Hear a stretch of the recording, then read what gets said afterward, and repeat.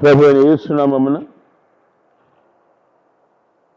CSI Holi church మెంబర్స్కి, hostel committee, మీ సంఘంలో ప్రతి ఒక్కరికి పేరు పేరట శుభాభివందనములు. దేవుడు అద్భుతముగా మనల్ని కాపాడి మరొక శుభదినాన కుటుంబ సమేతంగా ఇళ్లలో ప్రార్థించుకుని గొప్ప ధన్యత దేవుడు దయచేసినందుకు దేవాది దేవునికి వందనాలు మనం చెల్లించాలి. ఈ ఆరాధనను మనం ప్రార్థనతో ప్రారంభించుకుందాం. మమ్మల్ని మిక్కిలిగా ప్రేమిస్తున్న మా ప్రియ పరలోక మా గొప్ప దేవ, మా మంచి దేవ, మా మంచిని కోరి అన్ని వేళలా కాపాడుతున్న మా తండ్రి, ఈ పరిస్థితులు, ఈ భయంకర పరిస్థితులు మీరు మాకు తోడుగా ఉండి 40 రోజులు మాతో ఉండి మా ప్రభు ఏ సమస్య లేకుండా కాపాడినందుకు మీకు వందనం చెల్లిస్తున్నాం. మరి సమయంలో మా ప్రభు ఈ 40 రోజులలో మరి ఎందరెందరో మీ బిడ్డలు జన్మదినాలు జ్ఞాపకం చేసుకున్నారు, వివాహ మహోత్సవాలను జ్ఞాపకం చేసుకున్నారు, మీరు చేసిన మేళ్లకు ఎన్నెన్నో కృతజ్ఞతలు చెల్లించారు. అదే విధముగా మీ పిలుపునందుకొని మీ సన్నిధిలో వారికి ఆత్మకి నిత్య విశ్రాంతి, విడిచి వెళ్ళిన కుటుంబాలకు కావలసిన ఆదరణ దయచేయమని వేడుకుంటున్నాం తండ్రి. మరి సమయంలో ఆరాధనతో మీ మహిమను మాకు చూపించి మీరే మహిమ పొందమని,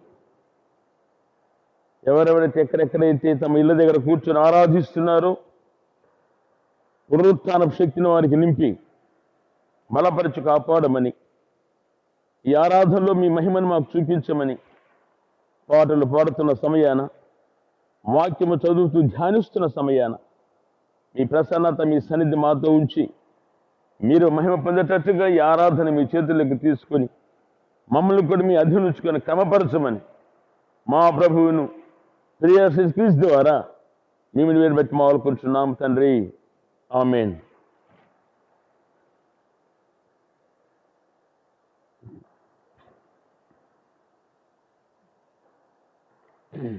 సామాన్య సంక్షిప్త దైవారాధన క్రమంలో దక్షిణ ఇండియా సంఘం ఏర్పాటు చేసినటువంటి ఈ ఉదయ కాలపు ఆరాధన క్రమము, మొదటి ఆరాధన క్రమమును 17వ పుటలో ఉన్నటువంటి ఆరాధన క్రమమును అనుసరించుదాము.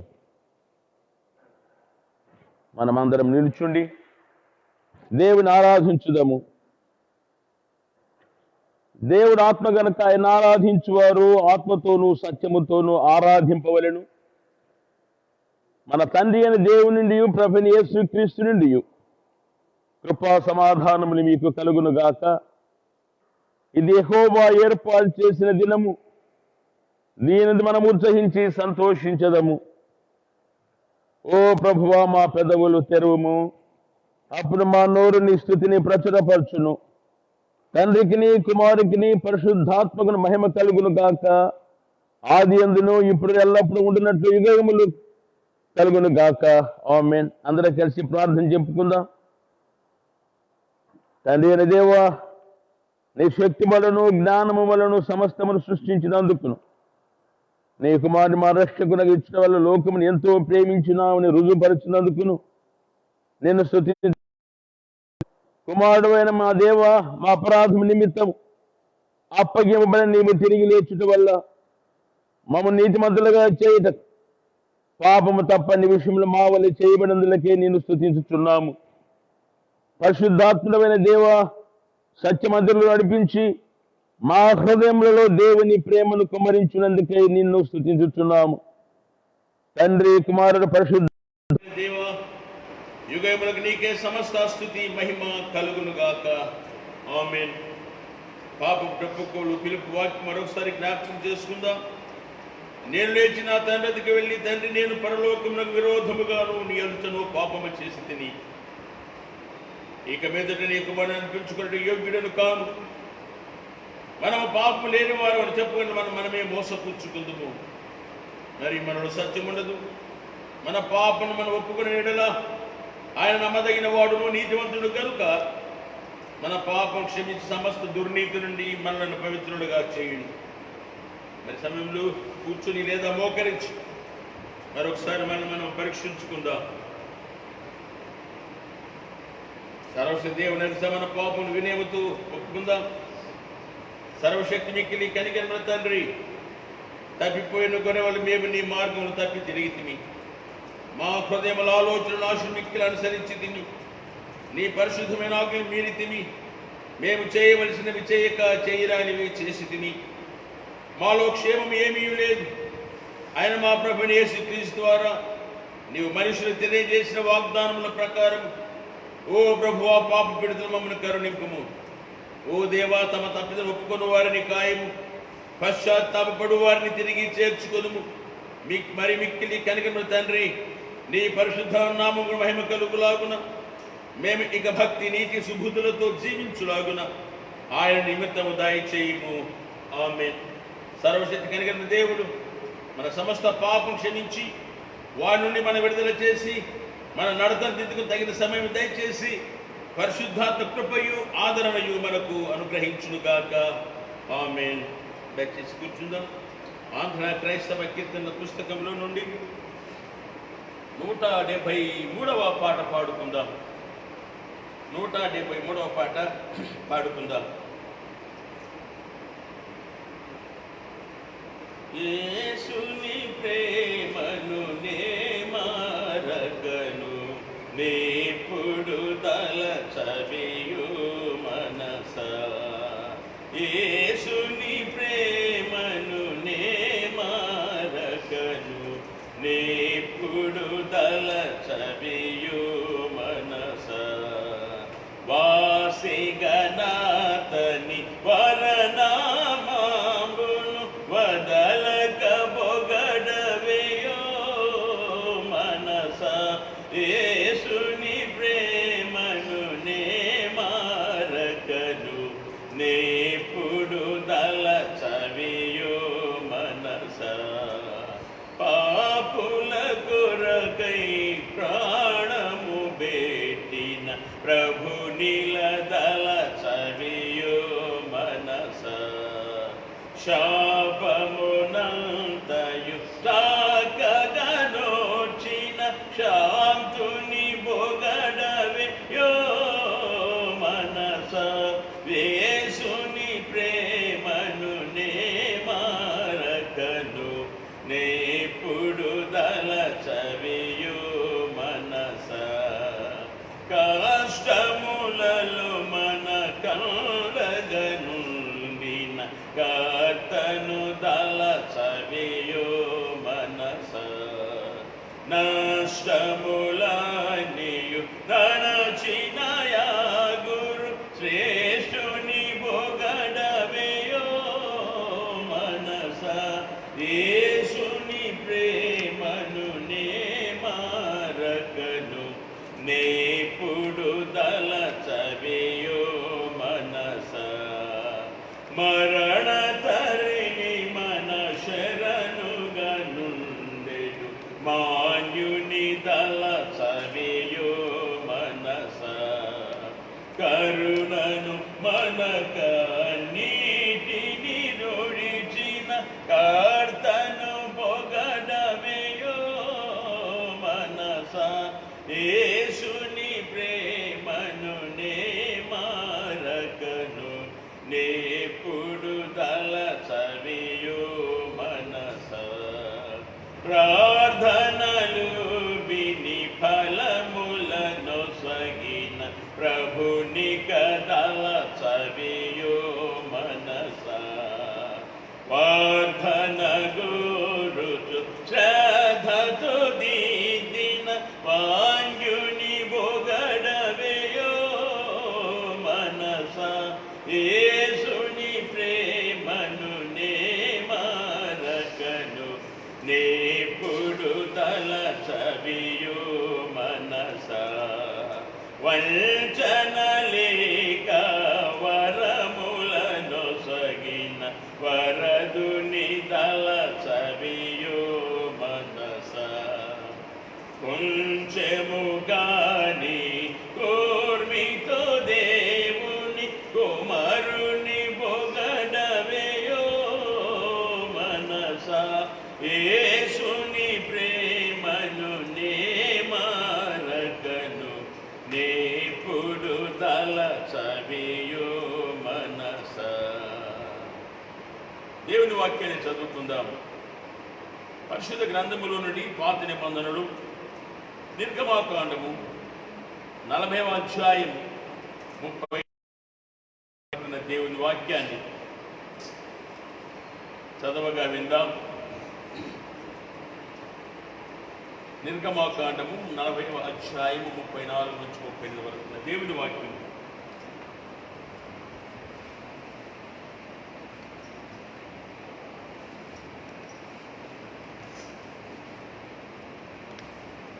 పరిశుద్ధ గ్రంథం నుంచి నిర్గమాకాండము 40వ అధ్యాయము 34వ వచనం నుంచి 38 వచనాలకు రాయబడిన దేవుని యొక్క వాక్యం చదువుకున్నాను. నిర్గమాకాండము 40వ అధ్యాయము 34వ వచనం ప్రారంభం. అప్పుడు మేఘము ప్రత్యక్ష గుడారమును కమ్మగా యెహోవా తేజస్సు మందిరమును నింపెను. ఆ మేఘము మందిరం మీద నిలుచుట చేత మందిరము యెహోవా తేజస్సుతో నిండెను గనక మోషే ప్రత్యక్ష గుడారంలోనికి వెళ్ళలేకుండెను. మేఘము మందిరం మీద నుండి పైకి వెళ్ళినప్పుడెల్లను ఇశ్రాయేలీయులు ప్రయాణమైపోయేది. ఇదే వారి ప్రయాణ పద్ధతి. ఆ మేఘము పైకి వెళ్ళని ఎడల అది వెళ్ళు దినం వరకు వారు ప్రయాణం చేయకుండేది. ఇశ్రాయేలీయులందరి కన్నుల ఎదుట పగటి వేళ యెహోవా మేఘము మందిరం మీద ఉండేది, రాత్రి వేళ అగ్ని దాని మీద ఉండేది. వారి సమస్త ప్రయాణములలో ఇలాగుండే జరిగేది. ఇంతటితో దేవుని యొక్క వాక్యం చదివి.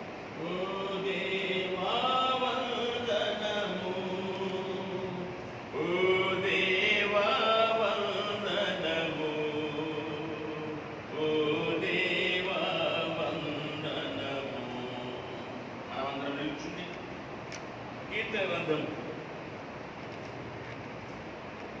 23వ సంకీర్తన అందరం కలిసి చదువుకుందాం.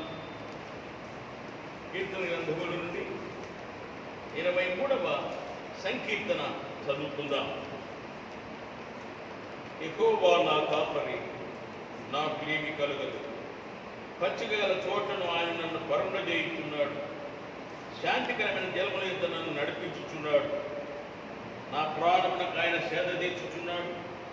తన నామమును బట్టి నీతి మార్గములలో నన్ను నడిపించుచున్నాడు. గాఢాంధకారములో ఏదో నేను సంచరించిన ఏ అపాయమునకు భయపడదు. నీవు నాకు తోడైందువు, నీ దుండుకరయు నీ దండమును నన్ను ఆదరించును. నా శత్రువులకు నీవు నాకు భోజనము సిద్ధపరచును. నూనెతో నా తలాంటి ఉన్నావు. నా గిలి నిండి పొర్రుచున్నది. నేను బ్రతుకు దినమున నీ కృపాక్షేమము నా వెంట వచ్చును. చిరకాలం యెహోవా మందిరములో నేను నివాసము చేసేదను. తండ్రి కుమార శుద్ధాత్మ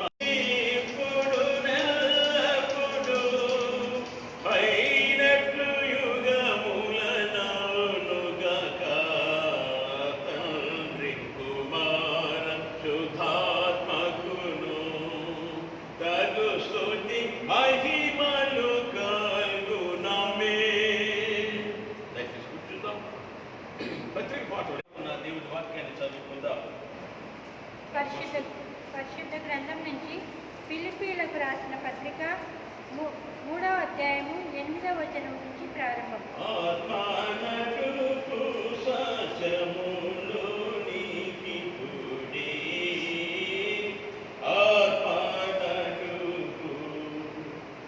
పరిశుద్ధ గ్రంథం నుంచి పౌలు రాసిన పత్రికలు ఫిలిప్పీలకు రాసిన పత్రిక 3వ అధ్యాయము 8వ వచనం నుంచి ప్రారంభం. నిశ్చయంగా నా ప్రభువైన యేసుక్రీస్తును కూర్చిన అతి శ్రేష్టమైన జ్ఞానం నిమిత్తమై సమస్తమును నష్టంగా ఎంచుకొంటున్నాను. క్రీస్తును సంపాదించుకొని ధర్మశాస్త్రం మూలమైన నా నీతిని గాక క్రీస్తునందలి విశ్వాసం వలన నీతి అనగా విశ్వాసమును బట్టి దేవుడు అనుగ్రహించు నీతి గలవాడనే ఆయనేందు అగుబడి నిమిత్తమును ఏ విధము చేతనైనను మృతుల్లో నుండి నాకు పునరుత్థానం కలగవల్లని ఆయన వర్ణ విషయములలో సమానానుభవము గలవాడనే ఆయన పునరుత్థాన బలమును ఎరుగు నిమిత్తమును ఆయన శ్రమల్లో పాలివాడినవుటకు ఎట్టిదో ఎరుగు నిమిత్తమును సమస్తమును నష్టపరుచుకొని వాటిని పెంటతో సమానముగా ఎంచుకొనుచున్నాను. ఇదివరకే నేను గెలిచితినైనను, ఇదివరకే సంపూర్ణ సిద్ధి పొందితినైనను నేను అనుకొనలేదు. కానీ నేను దేని నిమిత్తము క్రీస్తు యేసు చేత పట్టబడితనో దానిని పట్టుకొనవలనని పరిగెత్తుచున్నాను. సహోదరులారా, నేను ఇదివరకే పట్టుకుని ఉన్నానని తలుచుకున్నాను. అయితే ఒకటి చేయుచున్నాను, వెనుకవి ఉన్నవి మరచి ముందున్న వాటి కొరకై వేగిరపడుచు క్రీస్తు యేసునందు దేవుని ఉన్నతమైన పిలుపునకు కలుగు బహుమానం పొందవలని కుడి వద్దకే పరిగెత్తుచున్నాను. కాబట్టి మనలో సంపూర్ణులమైన వారమందరము ఈ తాత్పర్యమే కలిగి ఉన్నాము. అప్పుడు దేని కూర్చైనను మీకు వేరు తాత్పర్యం కలిగి ఉండేలా అది దేవుడు మీకు బయలుపరచు. అయినను ఇప్పటి వరకు మనకు లభించిన దాన్ని బట్టి క్రమంగా నడుచుకున్నాము. ఇంతతో దేవుని యొక్క వాక్యం చదివి.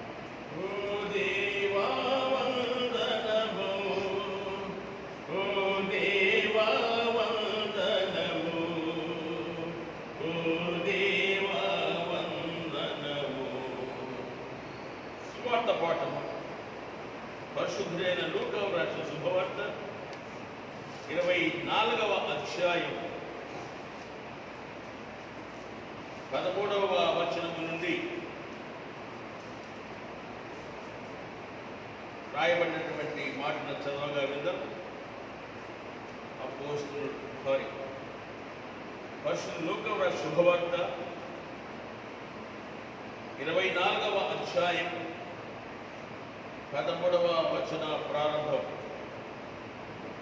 ఇదిగో, ఆ దినమందే వారు ఇద్దరు యెరూషలేమునకు ఆవడ దూరమున ఉన్న ఎమ్మాయు అని ఒక గ్రామమునకు వెళ్ళుచు జరిగిన ఈ సంగతులన్నింటి గురించి ఒకరికొకరు సంభాషించుచుండరి. వారు సంభాషించుచు ఆలోచించుకొనుచుండగా యేసు తానే దగ్గరకు వచ్చి వారితో కూడా నడిచెను. అయితే వారు ఆయనను గుర్తుపట్టలేకుండా వారి కన్నులు మూయబడెను. ఆయన, మీరు నడుచుచు ఒకరితో ఒకరు చెప్పుకొనుచున్న ఈ మాటలు ఏమని అడగగా వారు ముఖముఖులై నిలిచిరి. వారిలో యోపారు వాడు, యెరూషలేములో బస చేయుచు ఈ దినములలో ఇక్కడ జరిగిన సంగతులు నీ ఒకడమే ఎరుగవా అని ఆయన అడిగారు. ఆయన అవి ఏమని వారిని అడిగినప్పుడు వారు, నజరేయుడైన యేసును గురించిన సంగతులే. ఆయన దేవుని ఎదుటను ప్రజలందరి ఎదుటను క్రియలోను వాక్యములో శక్తిగల ప్రవక్త అయి ఉండేది. మన ప్రధాన యాజకులను అధికారులను ఆయన ఎలాగూ మరణశిక్ష అప్పగించి శిలువ వేయించిరు. నీకు తెలియదా? ఇశ్రాయేలును మోచించువాడు ఈయనే అని మేము నిరీక్షించింది. ఇది కాక ఈ సంగతి నేటికి 3 దినములు ఆయన. అయితే బాలో కొందరు స్త్రీ తెల్లవారుగానే సమయం సందుకు వెళ్ళి ఆయన దేవుడు కానక వచ్చి కొందరు దేవదూతలు తమ కనబడి ఆయన బ్రతుకున్నాడని చెప్పినని మాతో చెప్పి మాకు విశ్వాసం కలగ చేసిరి. మాతో కూడా ఉన్న వారిలో కొందరు సమాజంకు వెళ్ళి ఆ స్త్రీ చెప్పినట్టు కనుగొని కానీ ఆయన చూడలేదని ఆయనతో చెప్పిరి. అందుకు ఆయన, అవివేకులారా, ప్రవక్త చెప్పిన మాటలు వింటున్నాము, నమ్మని మల్లబంతులారా, క్రీస్తు ఇలాగూ శ్రమపడి తన మహిమలో ప్రవేశించిన అగత్యము కాదా అని వారితో చెప్పి, మోషేయు సమస్త ప్రవక్తులను మొదలుకొని లేఖలన్నింటిలో తను ఉంచిన వచనముల భావం వారికి తెలిపారు. ఇందులో తాము వెళుచున్న గ్రామం దగ్గరికి వచ్చినప్పుడు ఆయన ఇక కొంత దూరం వెళ్ళినట్లు అగ్గుపడగా వారు సాయంకాలం కావచ్చినది, ప్రొద్దుగుంకినది మాతో కూడా ఉండమని చెప్పి ఆయన బలవంతం చేసింది కనుక ఆయన వారితో కూడా ఉండటకు లోపలికి వెళ్ళాడు. ఆయన వారితో కూడా భోజనం కూర్చున్నప్పుడు ఒక రొట్టెను పట్టుకొని స్తోత్రం చేసి దాన్ని విడిచి వారికి పంచిపెట్టగా వారి కన్నులు తెరవబడి ఆయన గుర్తుపట్టి అంతటా ఆయన వారికి అదృశ్యుడాయన. అప్పుడు వారు, ఆయన త్రోవలో మనతో మాట్లాడుచు లేఖనములను మనకు బోధపరుచున్నప్పుడు మన హృదయం మనలో మనుచుండలేదా అని ఒకరితో ఒకరు చెప్పుకొనిరి. ఆ గడిలోని వారు లేచి యెరూషలేము తిరిగి వెళ్ళగా 11 శిష్యులు వారితో కూడా ఉన్నవారు కూడి వచ్చి, ప్రభు నిజముగా లేచి సీమోనును కనబడినని చెప్పుకొనుచుండ్రి. వారిని విని త్రోవలో జరిగిన సంగతులను ఆయన రొట్టె ఉంచడం వలన తమకు ఎలాగో తెలియబడెను అది తెలియచేసి ఇది దేవుని వాక్యం. ఓ క్రీస్తు స్తోత్రములు, ఓ క్రీస్తు స్తోత్రములు, ఓ క్రీస్తు స్తోత్రములు. దయచేసి కూర్చుందాం. ఆంధ్ర క్రైస్తవ కీర్తన పుస్తకంలో నుండి అనుబంధంలో నుంచి అందరికి వచ్చే పాట సరిపాడుతుందా? అనుబంధంలో నుండి మరి ఎందుకో నన్ను ఇంతగా నీకు ప్రేమించింది ఓ దేవా అని పాట పాడుతుందా? 638 పుస్తకాల్లో మరి తర్వాత 638 ఎందుకో నన్ను ఇంతగా ప్రేమించుతూ దేవా అని పాట పాడుకుందాం. ఎందుకో నన్నింతగా నీవు ప్రేమించితివో దేవా, అందుకో నా దీన స్తుతి పాత్ర. హల్లెలూయా యేసయ్యా, హల్లెలూయా యేసయ్యా. నా పాపము బాప నరరూపివైనావు, నా శాపము మాప నలిగి వ్రేలాడితివి. నాకు చాలిన దేవుడవు నీవే, నా స్వరములో నీవే. నాకు చాలిన దేవుడవు నీవే, నా స్థానములో నీవే. హల్లెలూయా యేసయ్యా, హల్లెలూయా యేసయ్యా. నీ రూపము నాలో నిర్మించుచున్నావు, నీ పోలికలోనే నివసించుచున్నావు.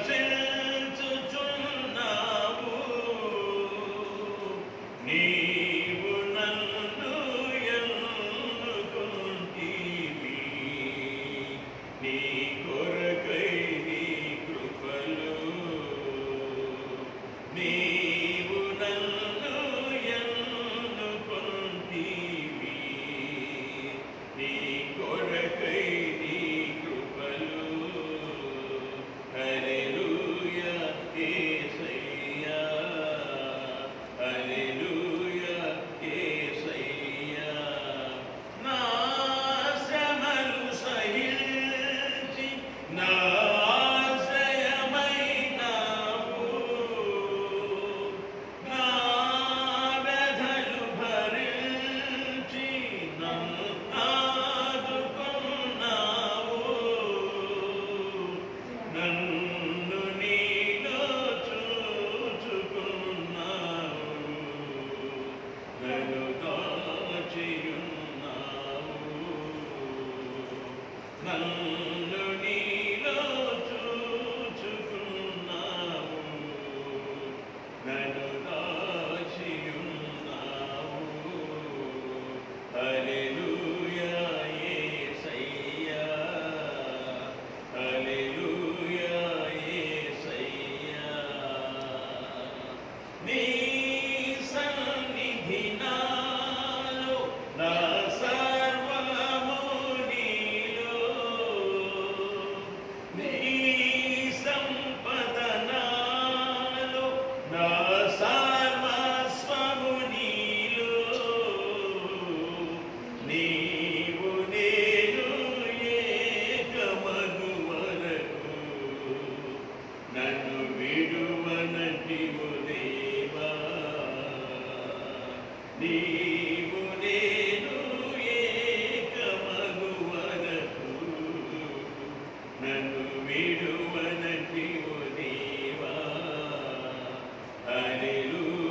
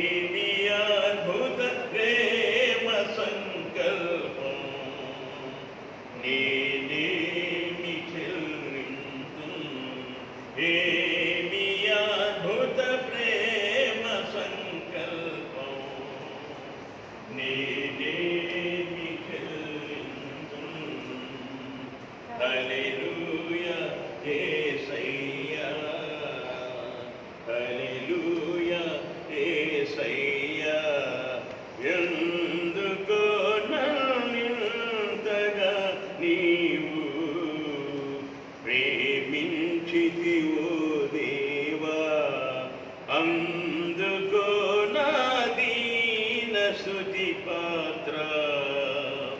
హల్లెలూయా యేసయ్యా, హల్లెలూయా యేసయ్యా.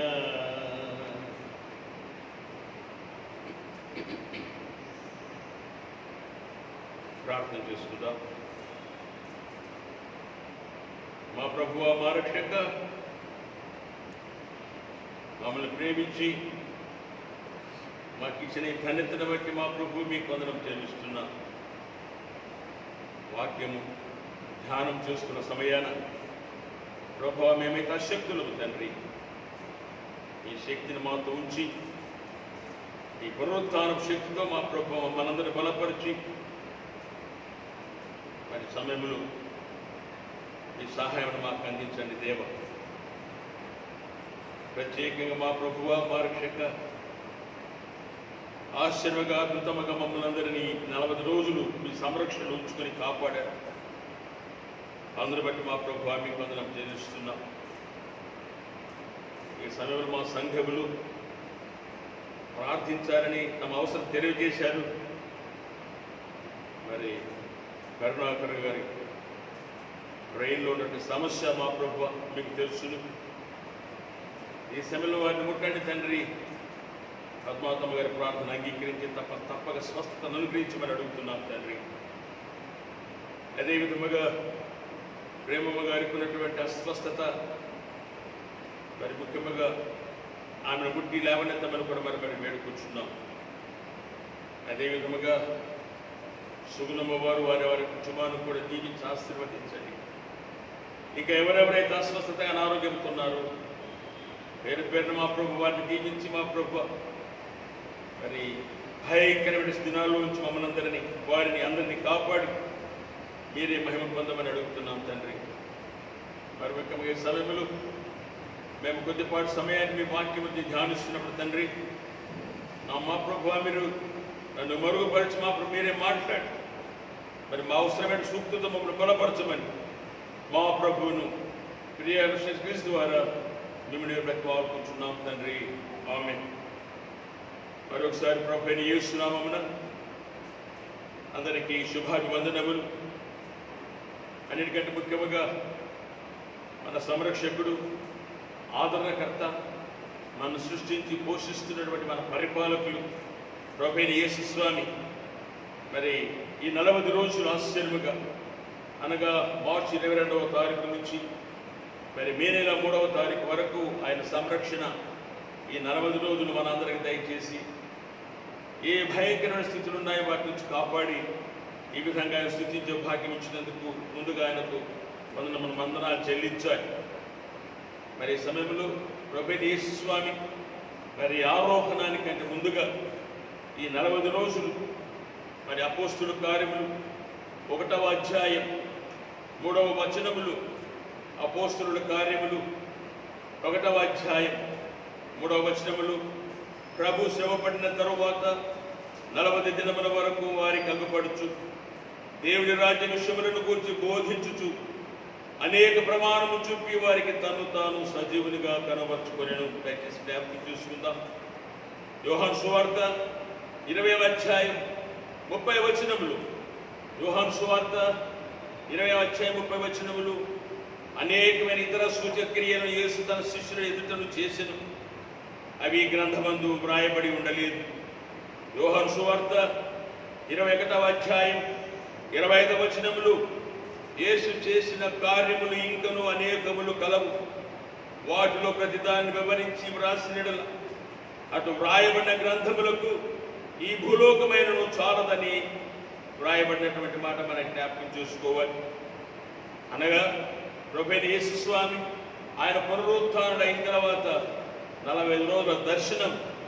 కారణం ఏమిటనగా మరి పరలోక రాజ్యానికి మార్గం ఏ విధమా అన్నట్టు తెలియజేయడానికి, మరి ఇంకా విశ్వాసంలో బలపడటానికి ప్రభువైన యేసు స్వామి మరి వారితో పాటు నడిచినట్టుగా లేదా వారితో పాటు కనబడినట్టుగా ఇక్కడ మనం చూస్తున్నటువంటి మాట. ఎందుకు ఈ మాట నేను చదివానంటే, ఈనాడు మన దక్షిణ సంఘములు మరి ఏర్పాటు చేయబడినటువంటి అంశం ఏమిటనగా పునరుత్థాన క్రీస్తుతో సమాగమనం. అనగా పునరుత్థానం తర్వాత 3వ ఆదివారం దానికి జ్ఞాపకం చేసుకోవాలి. అనగా స్వామి తిరిగి లేచిన తర్వాత 21 రోజులు తమ విశ్వాసులకు కనబడుతూ మరి వారిని బలపరుస్తూ అనేక సూచక్రియలు చేస్తున్నట్టుగా ఇక్కడ మనం చూస్తున్నటువంటి మాట. ఎందుకనగా తప్పకుండా చేస్తుంటారు కాబట్టి అవన్నీ వ్రాస్తే ఈ భూలోక గ్రంథములు ఏవి కూడా చాలవు అన్నటువంటి మాట అక్కడ మనం వ్రాయబడినట్టుగా మనం చూస్తున్నటువంటి మాట. కాబట్టి ఏదేమైనప్పటికీ దేవుడు మరి 40 రోజులు కూడా మనతో పాటు ఉన్నారు, మనతో పాటు నడిచారు. మనం కూడా ఆయనతో పాటు ప్రార్థనలో మనం వెంబడించినట్టుగా మనం జ్ఞాపకం చేసుకోవాలి. మరి అన్నిటి మించిగా ఈ మరి ఉన్నటువంటి పునరుద్ధాన క్రీస్తు సమాగమనం అన్నటువంటి అంశం మనం ధ్యానం చేస్తున్నప్పుడు మరి తప్పకుండా మరి 40 రోజులు ప్రభు ఏ విధంగా అయితే విశ్వాసాలు కనబడ్డారో మనకు కూడా ప్రతిరోజు దేవుని సన్నిధిలో కనబడుతున్నాం. కాబట్టి దేవుడు ఆ ప్రసన్నత ఆ సన్నిధిని మనతో ఉంచుతున్నారన్న విశ్వాసాన్ని మనం బలపరచుకోవాలి. ఎందుకనగా మరి తన విశ్వాసులకే కనబడ్డారు. పోని హింసించిన వారికి కానీ లేదా పిలాతుకు కానీ ప్రధాన యాజకులకు కానీ ఇంక ఇతరితర ఎవరైతే వారికి కాదు, కానీ తను విశ్వసించిన వారు ఇంకా విశ్వాసం బలపడాలని, వారు తనకు సాక్షులుగా ఉండాలని, మరి తన పునరుత్థాన శక్తిని ఇతరులకు తెలియజేయాలని వారికి తన దర్శనాన్ని ఇచ్చి ప్రభువు వారి బలపరిచినట్టుగా మనం చూస్తున్నటువంటి మాట. అందును బట్టి పునరుత్థానాన్ని క్రీస్తుతో ఆ సహవాసము కలిగి ఉండాలి. ఆయన మనం నడిపిస్తున్నారు ఆత్మరూపిగా ఉండి, ఆయన మనం కూడా నడిపింపబడుతున్నాం. కాబట్టి ఆ ధన్యత మనకి దినాల్లో దేవుడు మనకి ఇచ్చారు. ఒకసారి మనం ఆలోచన చేసినప్పుడు ఐగుప్తు మరి మా మనసత్తులుగా ఉన్న ఇశ్రాయేలు జనాంగం మరి వారికి ఉన్నటువంటి కష్ట నష్టాలను చూసి దేవునికి మొరపెట్టుకున్నారు. ఆ భరించలే స్థితిలో వారు పెట్టుకున్న శ్రమలను భరించలే స్థితిలో దేవుడికి మొరపెట్టుకున్నప్పుడు శుచి కొరకు మొరపెట్టుకున్న సమయాన దేవుడు ఆయన దిగి వచ్చేసి వారి బానిస సంఖ్యలను తెంపి వాళ్ళు స్వతంత్రులుగా చేయాలి, పాలు తేనె ప్రవీణ దేశానికి నడిపించాలని ఉద్దేశించేంత ప్రభు దిగి వచ్చినట్టుగా మనం చూస్తాం. అయితే ఒక విషయాన్ని మనకి జ్ఞాపకం చేసుకోవాలి. ఐగుప్తులు బయలుదేరిన వారందరూ కూడా ప్రభు మీద ఆధారపడ్డవారి, అప్పుడు మనకు ప్రభు యొక్క నడిపి కోరినవారి. కానీ దారిలో దేవుడు చేసినటువంటి మేలును అరణ్య సంచారం చూసినప్పుడు ఆయన చేసిన మేలును మర్చిపోయి ఎప్పుడు సనగడం గునగడం, అందులో ప్రత్యేకంగా చావు చావు అన్న మాటనే మాట్లాడారు. వారు మమ్మల్ని చావడానికి తీసుకొని వచ్చావా, లేదా మరి ఐగుప్తులో సమాధులు లేవా, ఎందుకు మమ్మల్ని తీసుకొని వచ్చావు, పెడుగురు మమ్మల్ని చావడానిక, ఎప్పుడు కూడా వారి నోట్లో చూస్తున్నట్టు మాట ఏమిటనగా చావు చావు చావు. కానీ దేవుని యొక్క ఉద్దేశం వారందరూ కూడా అడిగారు కాబట్టి మరి దేవుని యొక్క జీవంలో నడిపించబడాలి, జీవించేత నడిపించబడాలని ఉద్దేశం చేత దేవుడు వారు నడిపిస్తుంటే వారు ఎంతసేపైనా వారు చావునే కోరుకుంటున్నారు. కాబట్టి అవిశ్వాస జీవితాన్ని బట్టి దేవుడు ప్రయాణమైనటువంటి ఇశ్రాయేలు జనాంగం 6 లక్షల పాదాచారులుగా మనం చూస్తున్నాం. ఆ బయలుదేరిన వారందరూ కూడా మరి దేవుడు నడిపిస్తున్న సమయాన ఆ సనగడము గొనగడము చావు చావును కోరుకుంటున్నారు. కాబట్టి నిజంగానే వారి అవిశ్వాస జీవితాన్ని బట్టి బయలుదేరేటువంటి వారందరూ కూడా అరణ్యంలో రాలిపోయారు. అయితే అందులో కూడా వారితో పాటు సమకాలికులుగా ఉన్నటువంటి కాలేబు యెహోషువలు మాత్రం దేవుని విశ్వాసం కలిగిన వారు, ప్రార్థన జీవితం కలిగి ఉన్నవారు. కాబట్టి వారు సమకాలికులందరూ ఒకవేళ రాలిపోయినా వారితో పాటు రాలిపోయిన వారి సంతానంతో కలిసి వాగ్దాన భూమికి అనగా పాలు తేనె ప్రవేశించే దేశానికి వారు నడిచినట్టుగా ఇక్కడ మనం చూస్తున్నటువంటి మాట దయచేసి జ్ఞాపకం చేసుకోవాలి. కాబట్టి అవిశ్వాసులు ఉన్నవారు రాలిపోయారు, విశ్వాసులు ఉన్నవారు పాలు తేనె ప్రవేశించే వాగ్దాన భూమి చేరినట్టుగా ఇక్కడ మనం చూస్తున్నాం. మనం కూడా ఈ సమయంలో మనం కూడా నిర్గమంలో ఉన్నాం. ఈ భూలోక యాత్ర మనం ప్రారంభించాం. ఎంతవరకు అనగా పరలోక యాత్రకు మనం వెళ్ళాలి. ఈ విషయాన్ని మనం మర్చిపోకూడదు. కాబట్టి మనము కూడా ఈ ప్రయాణం, ఈ జీవిత యాత్ర మరి పునరుత్థాన ప్రభుని యేసు స్వామితో నడవాలి. అప్పుడే మనం కూడా మరి ఎదుట ఉన్నటువంటి మరి నిజమైనటువంటి పరలోకానికి చేర్చే ధన్యత దేవుడు మన దేశం. కాబట్టి మనము కూడా ఈ సమయంలో నిర్గమంలో ఏ విధంగా ఇశ్రాయేలు జనాంగం మరి ఐగుప్తు నుంచి బానిసత్వంతో మరి బయలుదేరారో మనము కూడా ఏమిటనగా ఈ సమయంలో మనము కూడా ఈ భూలోక యాత్ర నుంచి పరలోక యాత్రకు సాగుతున్నాం. కాబట్టి మనము తప్పక దేవుని మీద ఆధారపడాలి, దేవుని చేత నడిపింపబడాలి, దేవుడు మనతో పాటు నడవాలి. అందుకని ఈ పునరుత్థాన దినాలలో ప్రభు ఇచ్చిన మహా గొప్ప ధన్యత కూడా ఏమిటనగా ఆయన మనతో పాటు ఉన్నారు, మన ఆయనతో పాటు నడుస్తున్నాం అన్న సత్యాన్ని మనం జ్ఞాపకం చేసుకోవాలి. యాకోబు పత్రిక 4వ అధ్యాయం 14వ వచనములు, యాకోబు పత్రిక 4వ అధ్యాయం 14వ వచనములు, రేపు ఏమి సంభవించునో మీకు తెలియదు, ఈ మీ జీవము ఏ పాటిది? మీరు కొంతసేపు కనబడి అందులో మాయమైపోయి ఆవిరి వంటి జీవితం. కాబట్టి దయచేసి జ్ఞాపకం చేసుకుందాం. అప్పుడు ఎప్పుడేం సంభవిస్తుందో మనకు తెలియదు. ఈ దినాన్ని భయంకరమైనటువంటి స్థితిలో అందరం భయపడిపోతున్నాం. ఎక్కడ పాజిటివ్, లేకపోతే ఎక్కడ రెడ్ జోన్, మరి ఇవన్నీ కూడా మనం చూస్తున్నటువంటి మాట. కానీ మరి ఏదేమైనప్పటికీ మరి మన జీవితాన్ని ఏ విధంగా ఈ భక్తుడైన యాకోబు తెలియజేస్తున్నారంటే, అది ఏమి సంభవిస్తుందో మనకు తెలియదు, కానీ ఈ జీవం ఏ పాటిది మనకు తెలియదు. కానీ మనం అంతా కూడా కొంతసేపే కనబడి అంతలో మాయమైపోయేటట్టు ఆవిరి వంటి వారంగా ఉన్నాం. వాస్తవం యాకోబు మరి యేసుస్వామి ఇంట్లో సహోదరుడు. ఆయన ఏనాడు ప్రభు చెప్పిన మాట వినలేదు. ఒకవేళ ప్రభుని లెక్క చేయలేదు. ప్రభు విశ్వాస జీవితం లేనటువంటి వాడు. అంత లేకపోతే తల్లిని మరియను మరి యోహానికి ఇవ్వాల్సిన అవసరం లేదు. కానీ మరి ఎప్పుడైతే ప్రభు యేసుస్వామి పునరుత్థాన శక్తిని చూచాడో, పునరుత్థాన బలాన్ని ఎప్పుడైతే తాను పొందాడో, యాకోబు చివరి వరకు కూడా మరి నా సహోదరుని చెప్పకుండా ఆయన శిష్యుడు కానీ మరి ముఖ్యముగా ఆయన ప్రేమైనటువంటి బోధకుడిగా ఆయన ఎంతో శ్రమపడ్డారు. మరి సంఘాలు పనిచేశారు. చివరికి హతసాక్షినట్టుగా యాకోబు గురించి మనకు తెలిసిన సత్యం. కాబట్టి యాకోబు అన్నటువంటి మాట మన జీవితం అంతా కూడా ఆవిరిపోయేటువంటి స్థితి. కాబట్టి అది ఏమిటనగా ఈ భయంకర స్థితిలో కూడా దేవుడు ఆ పునరుత్థాన శక్తి నుంచి మనం కాపాడుతున్నారు. కాబట్టి మనకు అవసరమైనటువంటిది దేవుని సహవాసము, దేవుని నడిపింపు అనే విషయాన్ని మనం జ్ఞాపకం చేసుకోవాలి. దయచేసి గమనిద్దాం. మన యోగు భక్తుడు మన గురించి మనకు బాగా తెలుసు. ఆయన 24-20 చెప్తే చాలా భయంకరమైన మాట ఇక్కడ మనం జ్ఞాపకం చేసుకోవాలి. చదువుకున్నాం కానీ మనం మర్చిపోతుంటాం. మరి యోగు గ్రంథం 24-20 ఒక మంచి మాట అక్కడ మనం చూస్తాం. కన్న గర్భము వారిని మరచును, పురుగు వారిని కమ్మగా తినివేయును.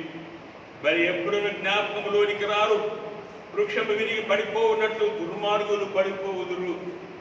ఇక్కడ ఒక విషయాన్ని మనం జ్ఞాపకం చేసుకోవాలి. కన్న గర్భం నుంచి వచ్చినటువంటి ఎవరైనా సరే అక్కడ జరుగుతున్నది ఏమిటనగా పురుగు వారిని కమ్మగా తినివేయును అన్నటువంటి మాట అక్కడ మనం జ్ఞాపకం చేసుకోవాలి.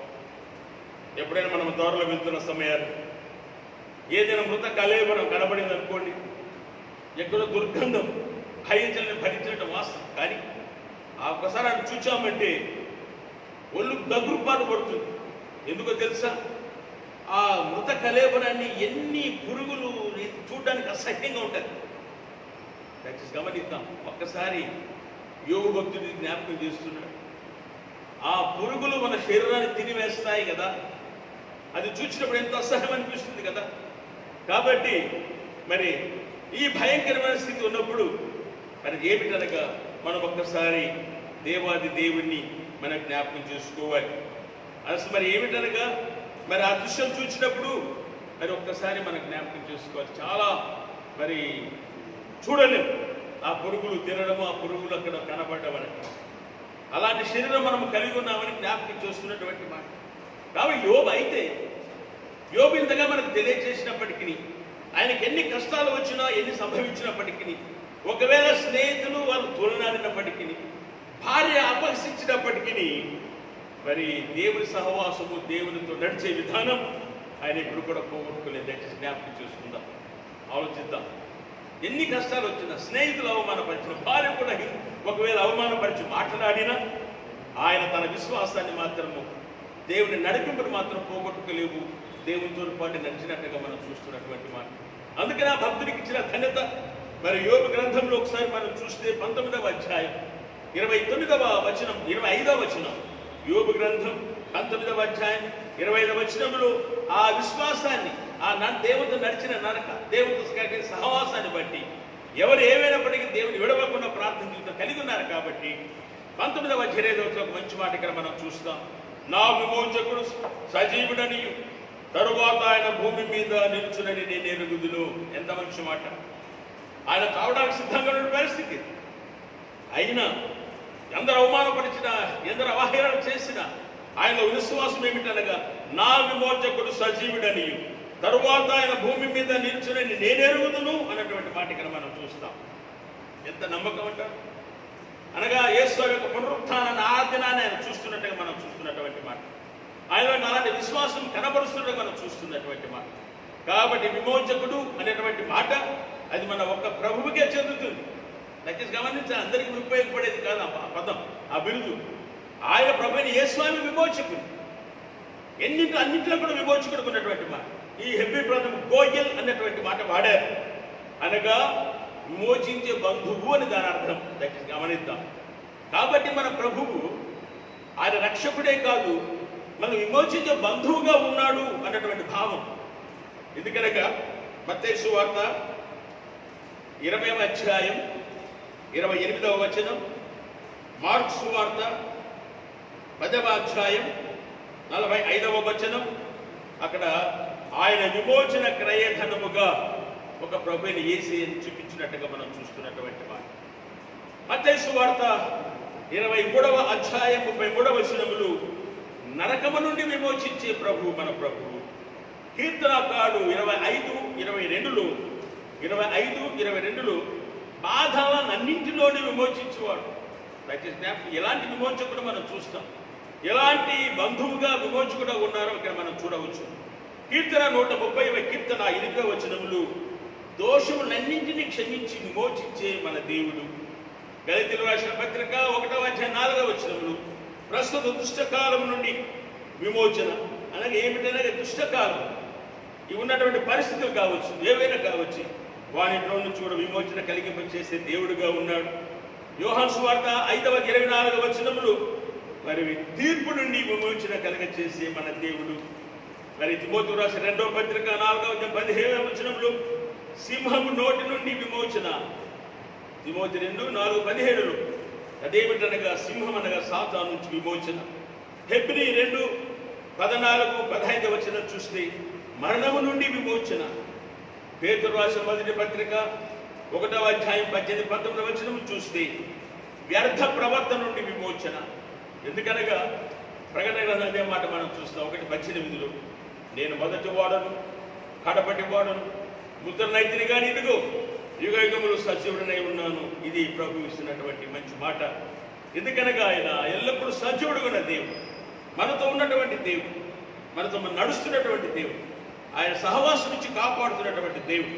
కాబట్టి అందుకనే భక్తుడు అంటున్నాడు యోగు, నా విమోచకుడు సజీవుడని ఈ భూమి మీద నిలుచొని నేను ఎరుగుదును అన్నటువంటి మాట ఇక్కడ జ్ఞాపకం చేసుకోవాలి.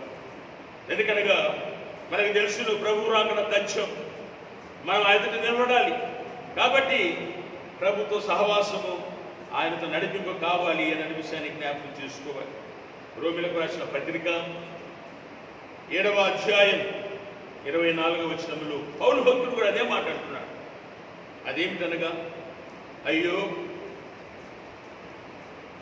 రోమిలకు రాసిన పత్రిక 7:24 అయ్యో నేనెంత దౌర్భాగ్యుడను, ఇట్టి మరణముకు లోనగు శరీరము నుండి నన్నెవరు విడిపించరు. దయచేసి జ్ఞాపకం చేసుకుందాం.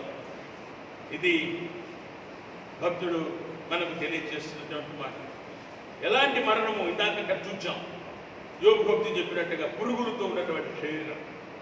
మరి ఇక్కడ ఈ మహానుభావుడు తెలియజేసినప్పుడు ఎందుకు ఈ మాట రాస్తున్నాడంటే మనకి నిజమైన ఆశ్రతులు ప్రభుని యేసు అని తెలియడం కోసమే జ్ఞాపకం చేసుకోవాలి. ఎందుకనగా మరి ఈ కనాను దేశములు ఆశ్రయపురాలు 6 ఉన్నాయి, సిటీస్ ఆఫ్ రెఫ్యూజ్. ఈ 6 యోర్దాను నదికి పడమట యూద గోత్రమందలి హెబ్రోను, ఎఫ్రాయిం నందలి షెకెము, నఫ్తాలి గోత్రమందలి కేదేశు అని 3. అదేవిధంగా తూర్పు ప్రాంతంలో రూబేను గోత్రమందలి బేసెరు, గాదులోని రామోతిల్ గోతు, మనషే గోత్రమందలి గోలాను అని 3. అనగా ఈ మొత్తం 6 ఆశ్రయపురాలు ఎందుకు ఏర్పాటు చేశారు మనం జ్ఞాపకం చేసుకో. యెహోషువ 20వ అధ్యాయం 7-9 వచనములు, సంఖ్యాకాండం 35వ అధ్యాయం 6-11 వచనం అక్కడ మనం చూస్తాం. యెహోషువ 20:7-9 వచనాలు, సంఖ్యాకాండం 35వ అధ్యాయం 6-11 వచనం అక్కడ మనం చూస్తాం. ఎందుకన్నా ఎందుకు ఈ ఆశ్రయాలు ఏర్పాటు చేశారంటే మోషేకు కలిగినటువంటి ఆలోచన ఏమిటనగా ఆయన చట్టములను నిబంధనలు మరి ఏర్పాటు చేస్తున్నప్పుడు కనికరం అన్నట్టు మాట ఆయన జ్ఞాపకం వచ్చినప్పుడు ఈ మాట ఇవి ఏర్పాటు చేశారు ఆయన. అంటే ఎందుకనగా ఎవరైనా ఒక వ్యక్తిని చంపినట్లయితే ఆ వ్యక్తి ఏమిటనగా దగ్గరలో ఆశ్రయపురానికి పరిగెత్తుకొని వెళ్ళాలి. దయచేసి గమనిద్దాం. ఎందుకనగా చంపిన వాడిని ఆ చచ్చిపోయిన వాడు బంధువులు తరుముకొని వస్తున్న సమయాన్ని వాడు ఎక్కడికి వెళ్ళాలంటే ఆశ్రయపురానికి వెళ్ళాలి. ఇది దయచేసి జ్ఞాపకం చేసుకోవాలి. మరి అదే విధముగా మరి ఆ సమయంలో కొందరు పొరపాటుగా చంపిండవచ్చు, ఒకరు ఉద్దేశపూర్వకంగా చంపిండవచ్చు. ఏదేమైనా అందరూ కూడా ఆశ్రయపురానికి వెళ్ళాల్సింది. అక్కడ ఆశ్రయపురములు పెద్దలు విచారించిన తర్వాత, మరి ఆశ్రమం అక్కడ పెద్ద స్పష్టంగా విచారించిన తర్వాత, ఒకవేళ రుసవైతే ఉద్దేశముగా హత్య చేసిన వారిని విరోధికి అప్పగిస్తారు. దయచేసి జ్ఞాపకం చేసుకోండి. లేదు చెయ్యలేదు అనుకుంటే అతను ఎక్కడ బయటికి వెళ్లకుండా ఎప్పుడు ఆశ్రయపురములో ఉండాలి. అక్కడ నుండి యాజకుడు ఎప్పుడైతే చనిపోతారో వెళ్ళినప్పుడు తన బంధువులతో ఉండేటువంటి అంతవరకు ఎవరు కూడా ఆయన ఏమనడానికి లేదు అన్నటువంటి ఇలాంటి నియమాలు ఆశ్రయపురములు ఏర్పాటు చేశారు. అంతకంటే ముందుగా మరి ఇంకా భయంకర స్థితి ఏమిటో తెలుసా? ఒక వ్యక్తి చంపినట్లయితే చచ్చిన వాని శవాన్ని చంపిన వానికి కట్టేసేవాడు. అందుకే అయ్యో ఎంతటి శరీరము మరణాన్ని అనుభవించేసేది ఆయన పురుగులు అంటాడు. ఈయన ఈ విధంగా చెప్తున్నాడు మాట. కాబట్టి అక్కడ చూస్తే ఆ చంపిన వాని శవాన్ని చుట్టారు తాత చుట్టూ ఏం చేస్తారు తెలుసా? వెలివేస్తారు ఎక్కడికో దూరంగా. ఆ వెలివేసినప్పుడు రోజు రోజుగా భయంకర స్థితి ఒకసారి ఆలోచన చేయాలి.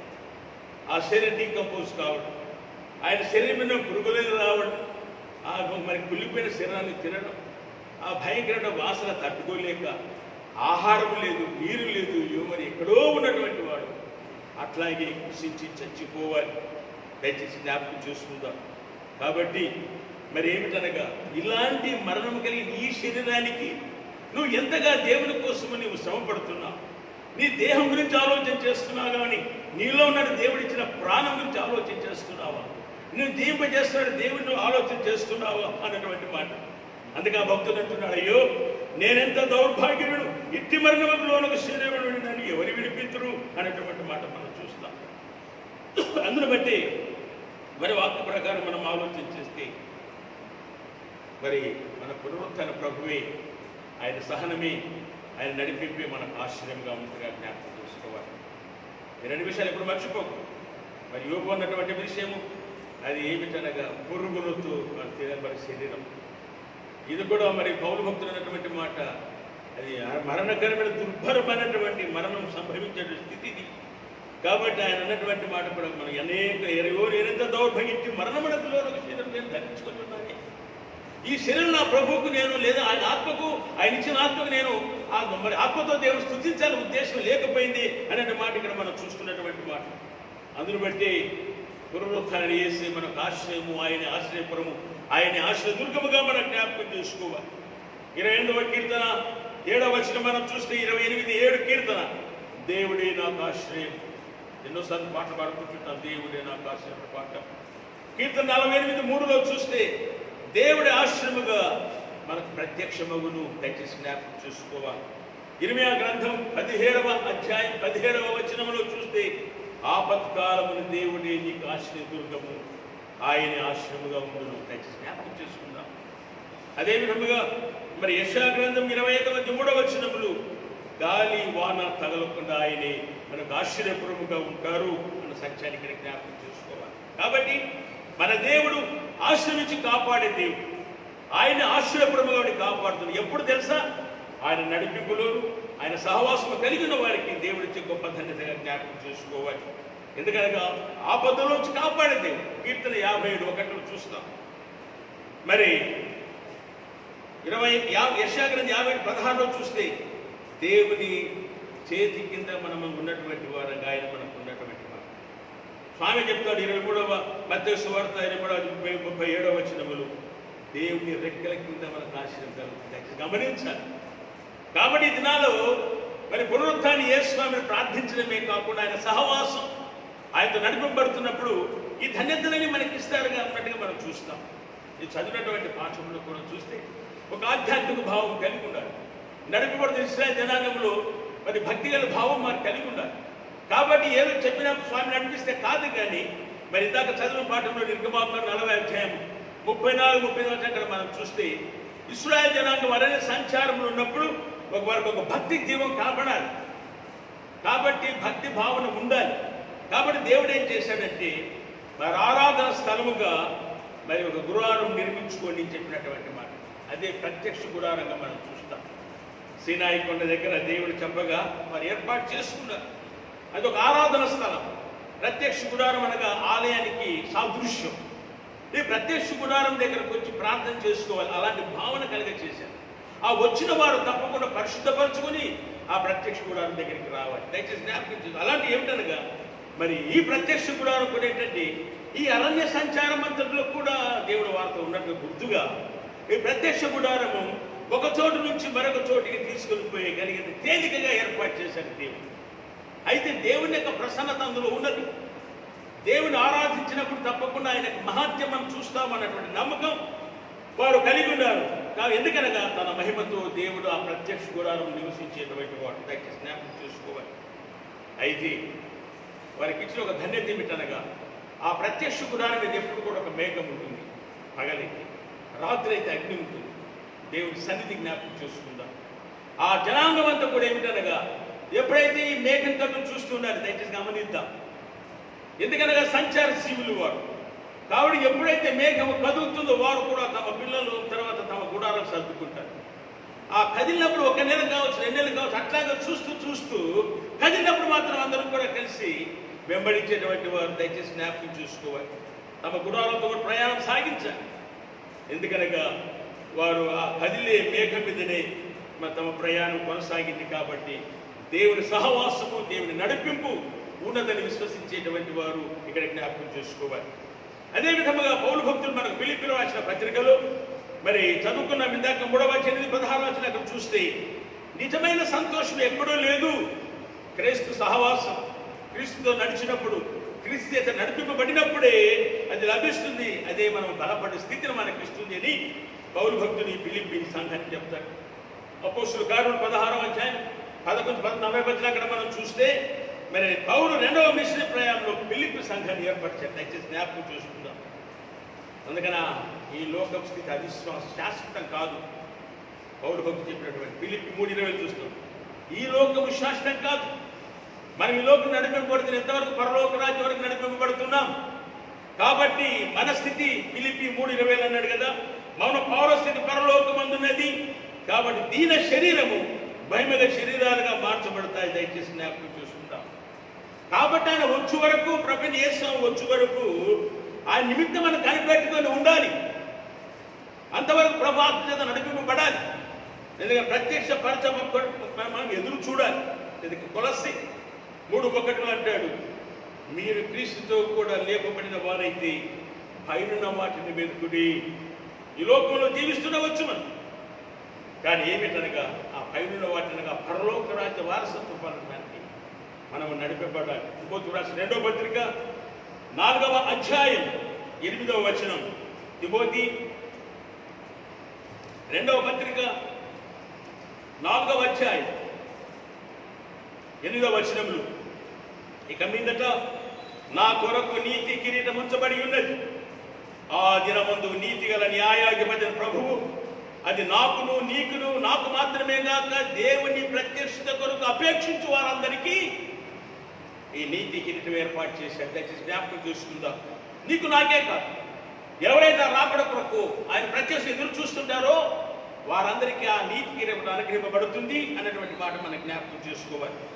కాబట్టి అందును బట్టి ఈ లోకములో ఉన్నంతకాలం ప్రభు చేత నడిపింపబడాలి, ప్రభు మీద ఆ సహవాసులు నడవాలి అనే సత్యాన్ని జ్ఞాపకం చేసుకోవాలి. తీతు పత్రిక 2వ అధ్యాయం 13వ వచనం. తీతు 2:13 మహాదేవుడు మన రక్షకుని యేసుక్రీస్తు మహిమ యొక్క ప్రత్యక్షత కొరకు ఎదురు చూచుచు ఈ లోకములో ఉన్నంత కాలం స్వస్థ బుద్ధితోను నీతితోను భక్తితోను బ్రతుకుచుంటామని దయచేసి జ్ఞాపకం చేసుకుందాం. అదేమిటనగా మన యేసు స్వామి ప్రత్యక్షత ఉన్నది. ఆరోహణం తర్వాత పరిశుద్ధాత్మ పంపారు. ఆయన వస్తాను 2వ రాకడ చెప్పారు కాబట్టి తప్పకుండా వస్తున్నారు. కాబట్టి ఆ ప్రత్యక్షత కోసం మనమందరం కూడా ఏమిటనగా ఎదురు చూస్తూ ఉండాలి. అయితే ఎలాగనగా స్వస్థబుద్ధి ఉండాలి, నీతి కలిగిన జీవితం కలగాలని, భక్తి కలిగిన జీవితం కలిగి ఉండాలి అనేటువంటి సత్యాన్ని ఇక్కడ మనం జ్ఞాపకం చేసుకోవాలి. కాబట్టి క్రీస్తునందు ప్రేమైనటువంటి మరి దేవుని బిడ్డలైన మనమందరం కూడా దేవుని చేత నడిపింపబడాలి. దేవుని మీద ఆధారపడాలి. ఆయన సహవాసం ఎప్పుడు కూడా పోగొట్టుకోకూడదు. మన ఆశ్చర్యం కాదంటారు. ఈ 40 రోజులు ఎంతో భయంకరమైన స్థితి. మరి రెడ్ జోన్ అన్నటువంటి పరిస్థితులు చూస్తున్నాం. బయటికి రాకూడదు అంటున్నారు. ఏది ఏమైనప్పటికీ ఈ 40 రోజులు మనం దేవుని సహవాసం ఉన్నాం కాబట్టి, ఆయన ప్రత్యక్షత మనం పొందుతున్నాం, ఆయన సహవాసం, ఆయన నడిపింపులో ఉన్నాం కాబట్టి ఏది కూడా మనం అంటకుండా దేవుడు కాపాడుతున్న సత్యాన్ని మనం జ్ఞాపకం చూసుకోవాలి. అందుకనగా మరి పౌలు భక్తుల గురించి మనం ఆలోచన చేస్తే ఆయన ఎన్ని శ్రమలు దేవుని కోసం పడ్డాడు. వాస్తవంగా అయితే పౌలుగా ఉన్నప్పుడు క్రైస్తవ్యాన్ని హింసించినటువంటి వారు, క్రీస్తును అంగీకరించిన వారిని బలాత్కారంగా చంపాలని కూడా ఉత్తర్వు తెచ్చుకున్నటువంటి వారు. కానీ ప్రభు ఎప్పుడైతే ఆయనతో మాట్లాడాడో ఆ మాట్లాడిన సమయం నుంచి కూడా ఎన్ని శ్రమలు వచ్చినా ఒకసారి మీరు తర్వాత చదువుకోండి. ఆ శ్రమలు కొరింథీయులకు రాసిన 2వ పత్రిక 11వ అధ్యాయంలో 23 నుంచి 28 వచనాలు ఆయన శ్రమలు అంతింత కాదు. దయచేసి జ్ఞాపకం చూసుకుందాం. పౌలు కొరింథీయులకు రాసిన 2వ పత్రికలో 11వ అధ్యాయం 23-28 వచనాలు ఎంతగా శ్రమ పడ్డాడు. అందుకనే అంతమనికే కాదు, నాకు అన్నిటికంటే ముఖ్యంగా శ్రమ ఏదైనప్పటికీ ఏరే సంఘం ఎడల మాకు బాధ ఉన్నది, ఇంకా సంఘాన్ని మరి క్రీస్తుని ఎరగకున్నారని ప్రత్యక్షంగా ఎదురు చూడడం లేదని బాధపడుతున్నానన్న మాట పౌలు భక్తుడు మనకు తెలియజేస్తాడు. అందుని బట్టి మరి మాట ఎంత మంచి మాట అంటారంటే మరి ఇది మనం కూడా తప్పకుండా జ్ఞాపకం చేసుకోవాలి. కొరింథీయులకు రాసిన పత్రిక 4వ అధ్యాయం 7-8 అక్కడ చూస్తే ఎంత మంచి మాట ఉన్నది తెలుసా? పడద్రోయబడి నశించు వారము కాము. ఎందుకు తెలుసా? దేవుని చేతే మేము నడిపింపబడుతున్నాం. కర్మబడుచులను దిక్కులేని వారము కాము. శ్రమలోనను అపాయములను దేవుడే మాకు దిక్కుగా ఉండి రక్షించును. ఇదిగో ఈ మంటి ఘట్టములోని ఐశ్వర్యం మాకు దేవుడు కలిగిపెట్టేస్తాడు. మరి శ్రమ వచ్చినను ఇరికింపబడిన వారము కాము. మరి అంతమటికే కాకుండా అపాయములను కేవలం ఉపాయము లేని వారము కాము. ధర్మబడుచునను దిక్కులేని వారము కాము. ఎందుకో తెలుసా? పునరుత్థాన ప్రభు సహవాసం మాకన్ని సమృద్ధిని, సంతోషాన్ని ఇస్తున్నాయి. కాబట్టి మరి దేవుడే మమ్మల్ని అన్ని వేళలా కాపాడుతున్నాడు అన్నటువంటి మాట పౌలు భక్తులు తెలియజేశారు. అవును, ఒకసారి మనం ఆలోచన చేస్తే మరి ఈ నార్వే దేశం గురించి ఒకసారి జ్ఞాపకం చేసుకోవాలి. నిన్న కూడా జ్ఞాపకం చేశాను. ఈ ఉదయం కాలంలో 10:30కు వచ్చే దాంట్లో కూడా మరి రత్న సభాపతి గారు, వారి సత్యమణి గారు, ఆ కుటుంబంతో కలిసి మరి ఇచ్చినటువంటి ఆ దాతృత్వములు మరి 10:30 నుంచి 11:30 దాకా వస్తున్నటువంటి అందులో కూడా ఈ ఉదంతం తెలియజేశారు. అది తప్పకుండా మనం ఇక్కడ కూడా మనం వినాలని ఉద్దేశించి అది ఏర్పాటు చేశాను. అదేంటంటే ఈ నార్వే దేశంలో అక్కడక్కడ రెస్టారెంట్లు ఉన్నాయి. ఒక యాత్రికుడు వెళ్ళాడు. ఆయన కూడా అక్కడ కూర్చొని కౌంటర్ దగ్గర కూర్చొని టిఫిన్ చేస్తున్న సమయం అందులో ఒక స్త్రీ వచ్చిందట. వచ్చి ఆ కౌంటర్లో ఉన్నటువంటి అతని దగ్గరికి వెళ్ళి అన్నటువంటి మాట ఏమిటంటే, కాఫీ 3 సస్పెండెడ్ అన్నారు. 5 కాఫీలకు అయ్యే సరిపడి డబ్బులు ఇచ్చి, కానీ తాను 2 మాత్రం తీసుకొని పోయి మిగతా 3 సస్పెండెడ్ అని చెప్పిందట. నిన్న యాత్రికుడు చూస్తున్నాడు, ఇదే కొత్త పద్ధతి ఉంది అన్నటువంటి. మరి ఇంకొక ఆయన వచ్చాడు. అట్లా ఇడ్లీ ఆర్డర్ ఇచ్చాడు. 10 ప్లేట్స్ ఇడ్లీ సస్పెండెడ్ 5 అన్నాడు. వాటికి 10 ఇడ్లీ ప్లేట్లకు డబ్బులు ఇచ్చాడు. అట్లా ఆ విధంగా ప్రతి దాంట్లో సస్పెండెడ్ చెప్తూ 5కు అన్నిటికీ 10కి డబ్బులు ఇచ్చేది 3. 15కి ఇచ్చినా ఒక 5 మాత్రం చూసి మీద 10 డబ్బులు సస్పెండెడ్ పెట్టేవాడు. అక్కడ మరి ఆ యజమాని ఏం చేస్తాడంటే, వారు వెళ్ళిన తర్వాత ఇది అక్కడ కూర్చొని చూస్తున్న యాత్రికుడు సస్పెండెడ్ కాఫీని, సస్పెండెడ్ ఇడ్లీని, సస్పెండెడ్ దోశలు ఎన్ని, ఈ విధంగా అంతా మీల్స్ ఎన్ని అని ఆ పట్టిక చూసుకొని చిరిగిపోయిన దుస్తులు కలిగిన వాడు, ఆకలితో అలమటించేటువంటి వాడు, పేదగా ఉన్నటువంటి వాడు, లేనివాడు వచ్చేసి ఒకసారి అటు చూసుకొని అయ్యా సస్పెండెడ్ కాఫీ అంటాడు. వెంటనే గౌరవంగా సదభిప్రాయంతో తీసుకుని వచ్చి సర్వరిచ్చి ఇచ్చిపోతాడు. ఆలోచించండి ఈ దినాలు ఎలా ఉన్నాయి. అదే విధముగా ఇంకొకరు వస్తారు, ఇంకా కాఫీ ఉందా ఏముందో చూసుకుంటాం, ఆర్డర్ తీసుకుని వెళ్ళిపోతారు. ఇది ఎంత మంచి సాంప్రదాయం అంటారు. అన్ని రెస్టారెంట్లు ఇదే పద్ధతి ఉన్నప్పుడు ఎక్కడ వేదనలు మనం కనకరించలేకపోతా ఉన్నటువంటిది. అందుకని యేసుస్వామి కూడా మత్తయి సువార్త 21:40 అదే మాట్లాడు, అల్పులైన ఈ నా సహోదరులు చేసినట్టుగా అది నాకు చేసినట్టే. అవును ప్రియుల, మరి ఎంత ఔదార్యం, ఎంత మంచి మనస్సు. ఒకవేళ వారికి అవసరమైన 3 కాఫీ అయితే 7 కాఫీ వదిలిపెట్టి వెళ్తున్నారు. ఎవరి కోసం? లేని వారి కోసం. అందును బట్టి ఈనాడు ప్రపంచమంతటా ఘోరంగా మరి భయంకరమైన స్థితిని కల్పింపజేస్తున్నట్టు కరోనా వైరస్ ఏ ఒక్కటి కూడా అక్కడ దయచేసి జ్ఞాపకం చేసుకుంటాం. కారణం సస్పెండెడ్ అనగా వారి కొరకు ఏర్పాటు చేయబడేటువంటి పరిస్థితి జ్ఞాపకం చేసుకోవాలి. మరి అందుని బట్టి మరి ఎలాగా ఉన్నామో ఒకసారి జ్ఞాపకం చేసుకోవాలి. అందుని బట్టి మరొకసారి జ్ఞాపకం చేసుకుందాం. మనం ఎలాగా మనం పొరుగు వారికి చూస్తున్నాం. ఈనాడు మన వారు కూడా దాతృత్వం ద్వారా ఇస్తున్నారు, మన వాళ్ళు వెళ్ళి పంచుతున్నారు. సరే, మంచిది, అది కూడా దైవంగానివి. అవును, ఈనాటి పరిస్థితి మనకు తెలుసు. కానీ ఏదేమైనప్పటికీ దేవుడు దాన్ని దూరపరచాలి, ఆ ప్రశాంతత నెమ్మదినివ్వాలి. అది ఏమైనప్పుడు ఈ 40 రోజులు దేవుడు కాపాడండి, ఇంకెన్ని రోజులన్నా ఉండని దేవుడి సహవాసము, దేవుడు నడిపిస్తున్న వారికి ఏ సమస్య కూడా ఉండదు. ఆయన నీతి ఇరటము, ఆయన ప్రత్యక్షం మనకి ఇవ్వడానికి ఉండాలి. సత్యాన్ని మనం మర్చిపోకుండా ఉండాలని సత్యం. అందుకని ఇందాక చదివిన 23వ కీర్తన మనం చూస్తే దేవుడు మన సమస్త అవసరతను తీర్చే దేవుడుగా ఉన్నాడని, మరి దేవుడు విశ్రాంతిని ఉత్సాహాన్నిచ్చే దేవుడుగా ఉన్నాడని, మరి మనకు మార్గమును ఏర్పాటు చేసి మార్గ నిర్దేశంలో మంచి మనం నడిపింపచేసే దేవుడుగా ఉన్నాడని, అదేవిధంగా దేవుడి యొక్క భద్రత, ఓర్పు, ఓదార్పును దేవుడు మనకు ఇస్తున్నాడని, మరి ఆదరించువాడుగా ఉన్నాడని, స్వస్థపరచువాడుగా ఉన్నాడని, సమృద్ధిని ఇచ్చేవాడుగా ఉన్నాడని, దీవెనని పొంగిపొరల స్థితిని ఇస్తున్నాడని, ఆ తృప్తి కలిగి జీవితాన్ని ఇస్తున్నాడని 23వ కీర్తనలో భక్తులు రాస్తాడు. అదేవిధముగా మరి దేవుడు స్థిరమైనటువంటి మేలు అనుగ్రహించే దేవుడుగా ఉన్నాడు. ఆయన తీరని కరుణ, ఆయన కృప, ఆయన కనికరము మరి ఏమిటనగా ఎంతవరకు తెలుసా? దేవుని ఆలయంలో కనబడుతున్నంత వరకు ఆయనతో జీవించే భాగ్యం. ఆ మాట మనం చూస్తాం. చివరి వచనం ఒకసారి చూస్తే ఏముంది అక్కడ? దయచేసి ఒకసారి చూస్తే 23వ కీర్తన చివరి వచనం ఒకసారి జ్ఞాపకం చేసుకుందాం. మరొకసారి ఎందుకు మన నోటికి వస్తున్నట్టు మాట అయినప్పటికీ ఒకసారి వాక్యం తీసి చదువుకుందాం. 23వ కీర్తనలు 6వ వచనం చూడండి. నేను బ్రతుకు దినమున నీ కృపాక్షేమములే నా వెంట వచ్చు. ఎంతకాలము మనం జీవించున్నాం, ఆయన కృపాక్షేమాలే మన వెంట వస్తాయి. చిరకాలం యెహోవా మందిరము నేను నివాసము చేసింది ఎప్పుడు తెలుసా?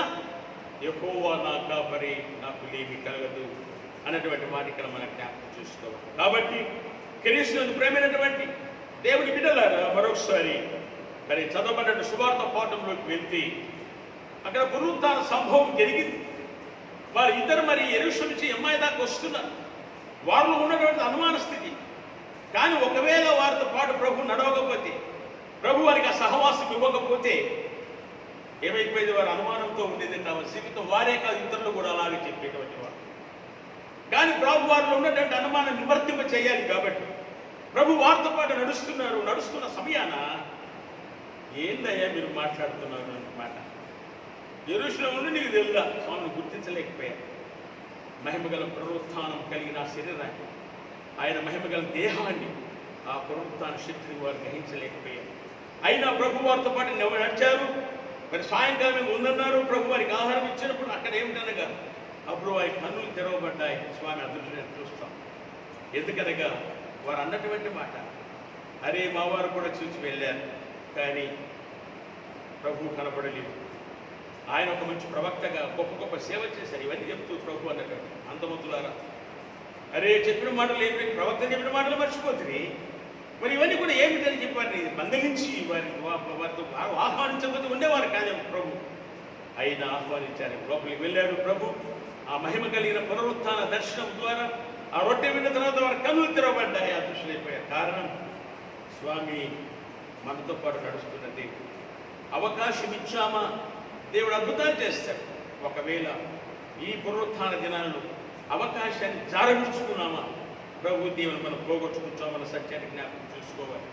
అందును బట్టి మరొకసారి దేవాది దేవుడు ఈ ధన్యతను మనకి ఇస్తున్నారు. మరి ముఖ్యంగా అనుకున్నాము 3వ తారీఖు వరకు, ఇంకా మన 2 వారాలు పెరిగేటట్టుగా ఉంది. కాబట్టి మరి మరొకసారి మన మిత్రులు మనోజ్ గారు, మన మిత్రులు రవితేజ గారు ఈ అవకాశాన్ని కల్పిస్తున్నారు. దేవుడు వారిని వారి కుటుంబాలని, మన సంఘాన్ని, సంఘం ప్రతి ఒక్కరిని దేవుడు దీవించాలని మరి ప్రార్థన చేసుకుందాం. ప్రార్థన కంటే ముందుగా మనం అందరం లేచి నిల్చుండి మరి అపోస్తల విశ్వాస సూత్రం ఒప్పుకుందాం. 24వ పుటలో ఉన్నటువంటి అపోస్తల విశ్వాస సూత్రం, పరలోక భూలోకములకు సృష్టికర్త సర్వశక్తి గల తండ్రి అయిన దేవుని నేను నమ్ముచున్నాను. ఆయన అద్వితీయ కుమారుడు మన ప్రభుని యేసుక్రీస్తు నమ్ముచున్నాను. ఈయన పరిశుద్ధాత్మ కన్యమనే గర్భంలో ధరింపబడి ఆమెకు పుట్టిన పొంది పిలాత కాలం ముందు బాధపడి సిరి వేయబడి చనిపోయి పాతి పెట్టబడి అదృష్టలోకములోకి దిగండి. 3వ దినమున చనిపోయిన వారిని తిరిగి లేచి పరలోకమునికి ఎక్కి సర్వశక్తి తండ్రి అయిన దేవుని కుడి చేతి వైపున కూర్చుని ఉన్నాడు. సజీవులకు మృతులకు తీర్పు తీర్చుటకు అక్కడ నుండి ఆయన వచ్చును. పరిశుద్ధాత్మ నమ్ముచున్నాను. పరిశుద్ధ సార్వత్రిక సంఘమును, పరిశుద్ధుల సహవాసమును, పాప క్షమాపణను, శరీర పునరుత్థానము, నిత్య జీవం నమ్ముచున్నాను. ఆమేన్. దయచేసి కూర్చోవాలి. మనకి ఈనాడు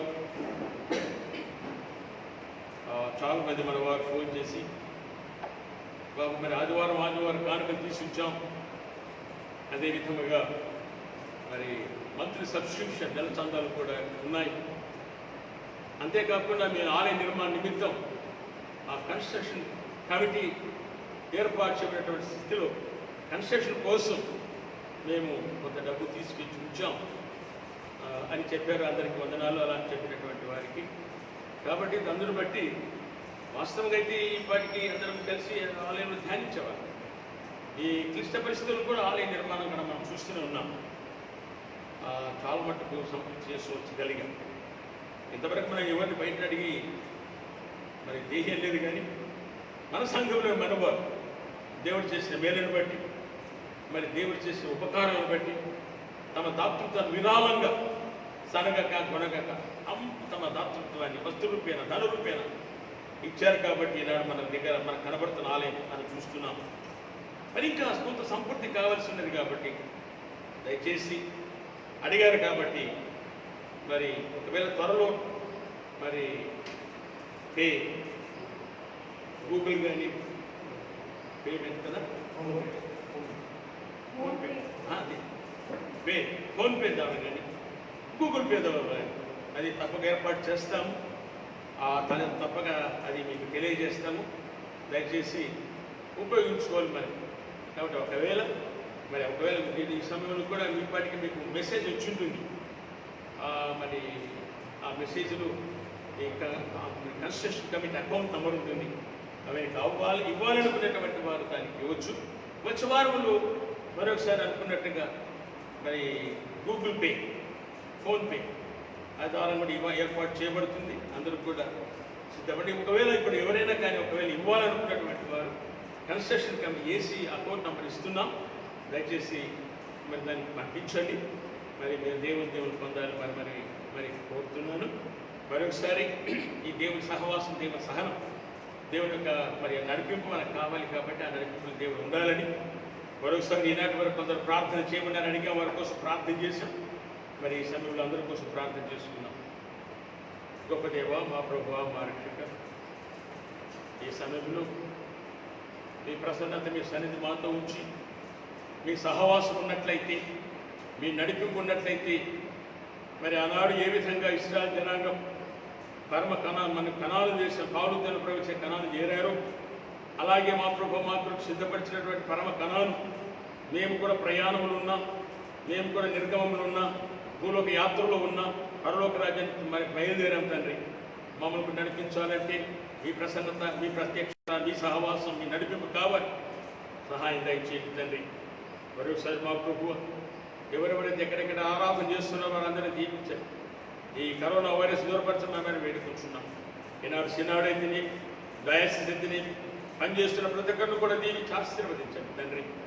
మోడరేటర్, డిప్యూటీ మోడరేటర్, మరి నేషనల్ సెక్రటరీ గారును, జనరల్ సెక్రటరీ, ట్రెజరర్ గారు, అదేవిధంగా డయాసిస్లో ఉన్నటువంటి మరి వైస్ ప్రెసిడెంట్ గారు, అదేవిధంగా డిప్యూటీ మోడరేటర్ మొత్తం వరకు మాకున్నారు. కానీ ఇప్పుడు మరి మోడరేటర్ గారి రాయలసీమ డయాసిస్ అది ఇన్ఛార్జిగా ఉంటుండగా వారిని దీవించండి, వారి పరిపాలన కూడా ఆశీర్వదించండి.